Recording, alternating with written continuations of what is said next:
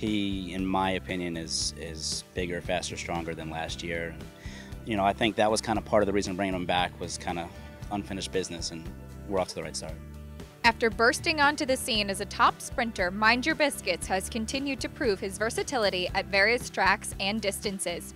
Capping off 2017 with a second-place finish in the Grade 1 Cigar Mile behind Sharp Azteca, Mind Your Biscuits is now getting ready for the first start of his 5-year-old season. He ran a really, really good race. I think he showed to a lot of people that he can stretch out, and you know, that's things we'll look at kind of later on in the year, maybe even looking at races, you know, like the Met Mile, and certainly going to really look hard at the Pegasus for next year.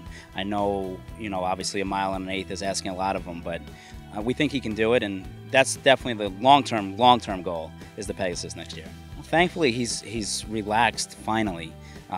In the morning time, he's always a handful. You know, he's a ham kind of for the media and stuff like that, but, you know, taking care of him and the team I have that takes care of him, I mean, since he was a 2-year-old, when we were at Calder, when he was a 3-year-old, he used to fight with those little turducken things, you know, the turkey duck chickens. He was petrified of them, or he'd want to kick them or whatever. So, you know, he's finally now, really the last 6 months, starting to mature and relax.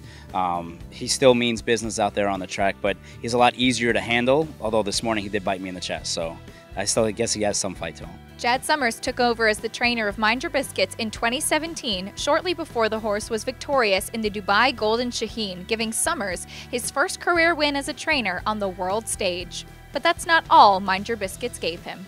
Patience. I think it's so important is to be patient. I mean, we sit there and we go to the races and we watch XY Jet win those last 2 races here at Gulfstream, and you're chomping at the bit. Or you go to the Pegasus and, you know, we thought about it for a little bit and, well, okay, maybe Gunrunner was too good for us. But it's one of those things where you want to run.